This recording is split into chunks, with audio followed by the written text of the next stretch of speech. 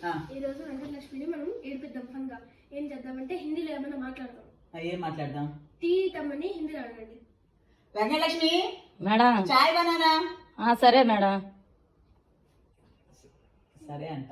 ఏం చేస్తుందో చూద్దాం. చూడాలి. చాయ్ అంటే సరే, అరటి పండు కూడా అడిగింది, ఎప్పుడు అడగరే. సరే మేడం అడిగిందిగా ఇచ్చేద్దాం. మేడం ఇదిగోండి మేడం. ఇది సరే, ఇదేంటిది? మీరేగా మేడం చాయ్ బనానా తెమ్మంది. చాయ్ బనానా అంటే చాయ్ బనానా అని కాదు, టీ చేసి పట్టుకురా అని. అవును, బనానా అంటే నీకెలా తెలుసు వెంకటలక్ష్మి? అమ్మా నన్ను ఆడబట్టిద్దామని నాకు తెలుసు కొంచెం కొంచెం. మనం ఏడిపిద్దాం అనుకుంటే మనకే షాక్ ఇచ్చింది రోయ్. Reverse attack. ఇవ్వు. ట్రైన్ అవచ్చు కదా, కాల్తాయి. సరే, జాగ్రత్తగా ఉండాలి రో ఇంకా వెంకటలక్ష్మి తోటి. నిజమే మరి.